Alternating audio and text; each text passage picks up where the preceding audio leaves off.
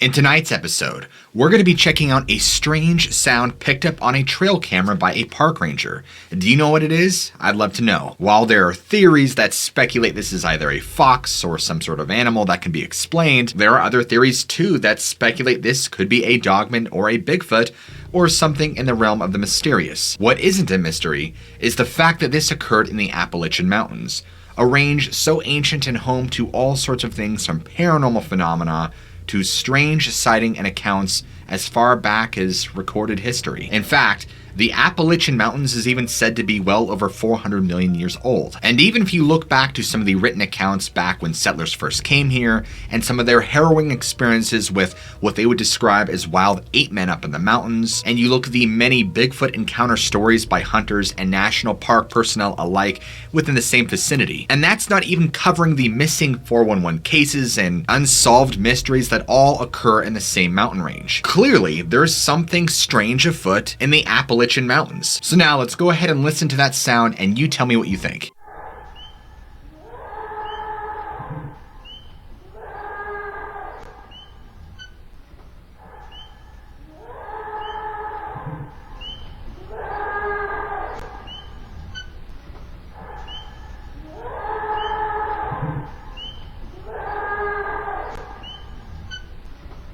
What's interesting about this is that people can't seem to agree what was making this sound. Some people, like I've stated before, that they claim it was a fox or some other sort of wild animal, where others are commenting saying that it's most definitely a Bigfoot or a Dogman or an animal that can't be explained and that they don't have animals that make this sound in the Appalachian Mountains. People who've grown up in this same area for years and years and years would say the same thing. So personally, is it wrong to be skeptical of sounds like this and trying to think critically and eliminate all possibilities of the mysterious and unexplained before going to that realm? Or does it just make more sense to jump right into that and assume that's what it could be, knowing there are so many other strange and paranormal phenomena that surround the mystery of this same mountain range? There had been a few different individuals commenting on this video, mentioning how they lived around this area and they never heard anything quite like this at night, at least from normal everyday wildlife. They had mentioned that on one occasion they had gone for an evening walk during dusk, and as the sun was setting in the background, they could hear this loud bellowing scream hollering off in the distance. The hiker or walker at the time was kind of taken aback by the noise, unsure of what it could have been, but also noted that whatever had made the scream was at least several hundred meters away from their current position, and so just decided to shrug it off and continue on their hike. And within several moments, they noticed that all the forest and wildlife around them had gone completely silent. This is a little unnerving because generally the woods only go quiet for a couple of reasons, but primarily due to a large predator being in the area. This is when they heard the same scream bellowing out yet again. The only problem being is that this time it was much closer than before. It's safe to say he did not stick out to find out what it was and quickly got out of there as fast he could. Another individual had commented, claiming that they live out in West Virginia with their partner and they often go on walks with their dogs, and claim that they hear these same screaming roars off in the distance in the mountains, and that when they happen, their dogs don't just show a sense of curiosity, but rather fear, an entire behavioral shift. And not in a good way at all. I mean, they become very hesitant and very on edge and very nervous and skittish. So my question, just me thinking critically, is what are they sensing? Because dogs and animals can sense things. What are they sensing that would put them on edge so much? In fact, one vocalization comes to mind, and it is the infamous Ohio howl. Let's listen to that now.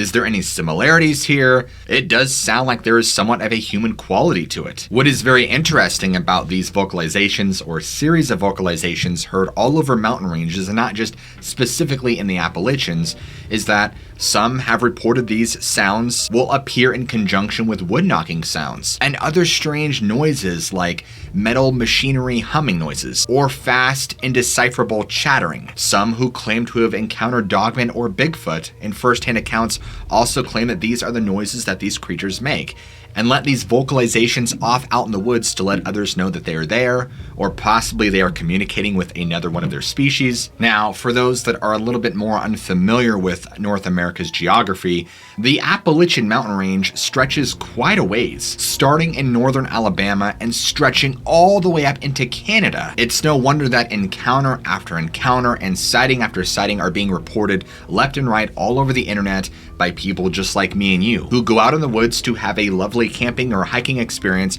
and they have a vocalization happen to them, or they see something in the woods, or they find strange twisted saplings made together in a shelter, or experience a strange phenomena like being watched or the feeling that they are being stalked by a predator. Now, of course, you can take this and add some sensibility, because we have to take X amount of these sightings and reports as misidentifications, and I'm sure there are some that could be legitimately stalked by a mountain lion or some other rational explanation, but how do you account for the thousands of reports and sightings by people who report on this? People who are not just everyday hikers and Joe Blows, but people who are legitimate law enforcement or potentially work for the government, people who are actually scared to come forward with their story because they're afraid of career suicide or damaging their reputation as a professional. Personally, I've got all sorts of stories, and one in particular comes to mind where it was an actual lawyer, and he really did not want his firm exposed or who he worked for, and I believe the man had a strange UFO encounter in Arizona, but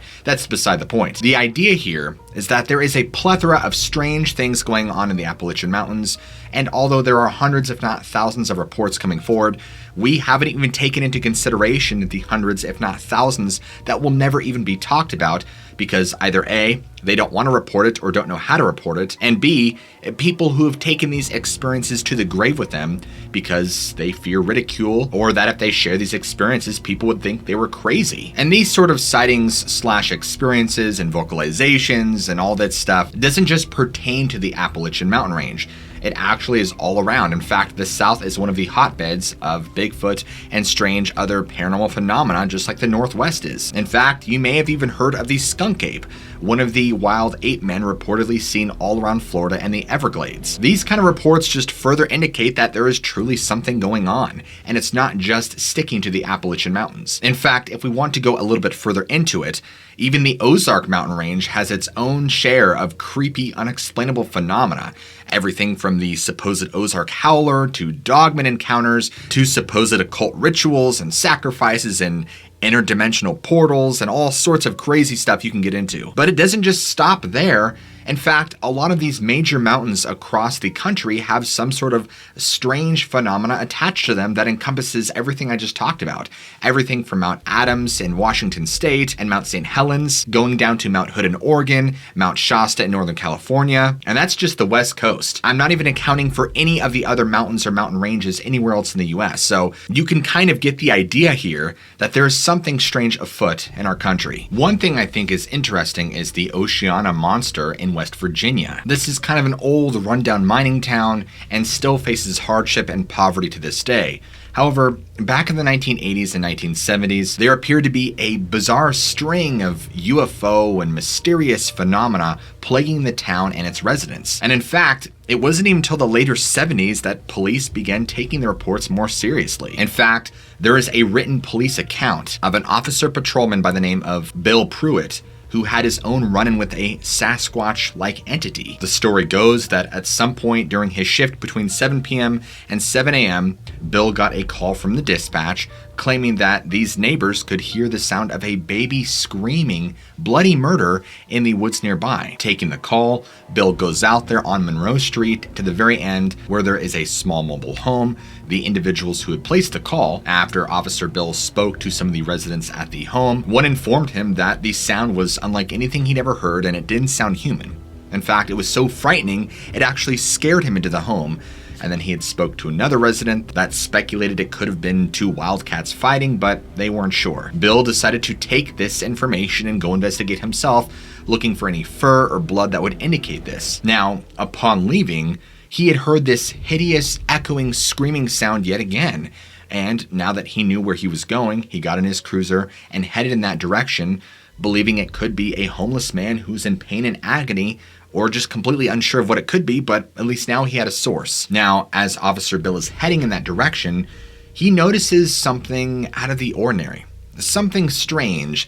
There appeared to be what looked like a human silhouette underneath a streetlight on the corner of Monroe Street and Willow Avenue. As Officer Bill is stopping in his cruiser and looking over at this shape, trying to think, what on earth is going on? He also notices something else, that this shape or silhouette or figure is not fully just standing erect yet, but actually hunched down and crouched over, which is why he thinks this is a homeless man bellowing out in pain, or something is going on, right? Something does not make sense. So he's calling out of his cruiser saying, hey, like, are you okay? Do you need help? Is something wrong? And in response to that, the silhouette immediately shoots up off the ground, fully erect, and he realizes that whoever this is much taller than he had originally anticipated, and this thing turns around to look at him, and as he's looking back at this thing, he could see now that clearly this is not a person because it is covered in dark hair all over. It's got a face that looks something akin to a human, but not quite human, with glowing yellow eyes. And immediately, as this thing turns around to look at Officer Bill, it begins charging at him aggressively.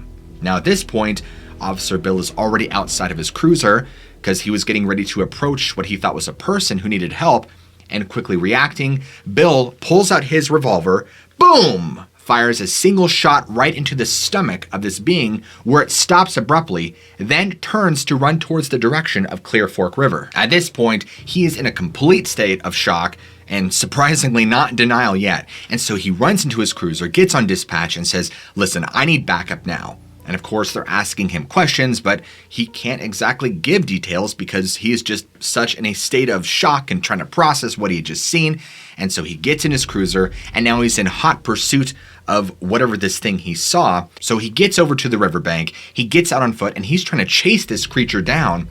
But when he gets to the riverbank, he notices it is already across the river. And immediately, he's completely shocked by this because as he's shining the light at the creature, he could see that this being, or whatever it was not wet at all, and realized, how is it that within 30 seconds time, this being passed a 60 to 70 foot width river without swimming through it? It just didn't make sense. So that means it either leapt 60 to 70 feet over the riverbank, or it somehow swam through that length of river within 20 seconds. But yet, how was it dry? In fear that this creature would somehow get away from Bill, he pulls out his revolver and just starts unloading his entire chamber at this thing. Bam, bam, bam, over and over again, in hopes to hit or take down this creature. I'm not exactly sure what his attempts were.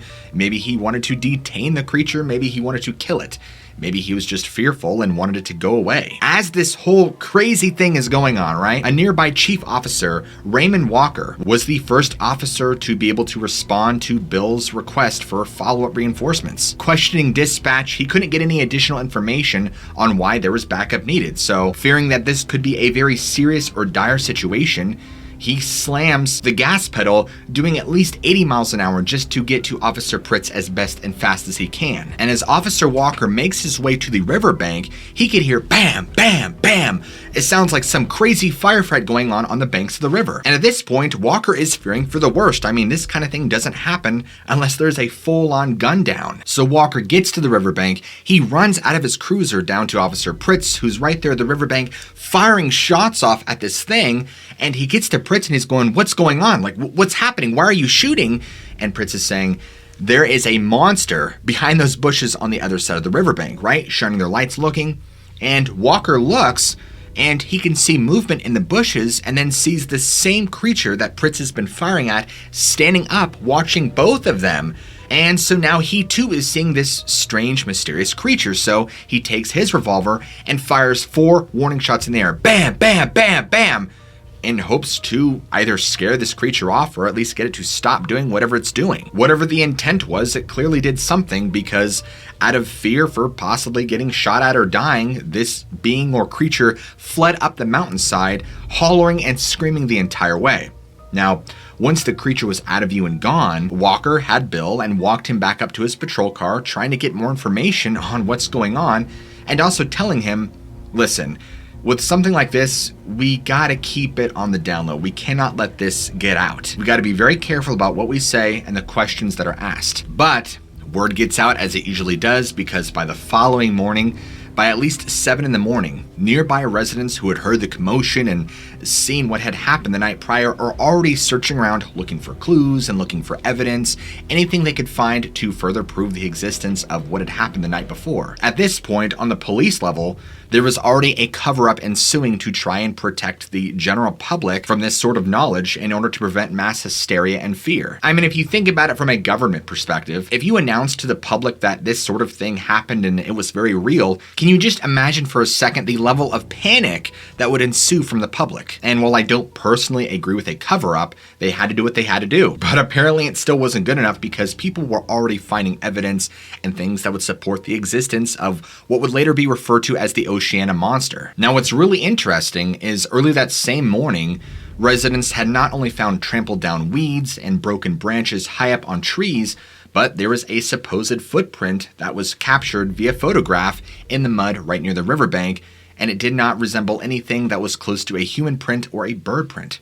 In fact, it was too large and too awkward, and the indentation in the mud was far too deep, meaning that whatever had made the print was far heavier than a person. And many people claiming that these prints that they're finding in the mud did not match anything that they know of in this region as normal. Some of these citizens even recalled hearing the screaming of this creature off in the mountainside in the deep woods almost all night long. So really, is this story and everything that goes on in the Appalachian Mountains and all these states in the South and the East, is it really a surprise to any of us? We know that supernatural phenomena happens just about everywhere, and it's not exclusive to North America or even certain mountain ranges. In fact, the whole world is plagued by this sort of bizarre supernatural energy. All right, that does sound a little new agey, but you understand what I'm saying. So what do you guys think? Are the sounds we listened to at the beginning of this video really belonging to a strange, mysterious creature? Or can it be easily explained off by a fox or a bear or a mountain lion making the noise, and that there truly is a rational explanation for it? I would love to know what you think in the comments below. Please leave them. And as always, guys, go ahead and smack that like button. And if you're new to the channel, be sure to go ahead and hit the subscribe button and keep your notifications turned on, so that way YouTube will keep you informed, hopefully, every time I release a great new video. As always, guys, I love you all. Keep an open mind, and I'll see you all in the next great video.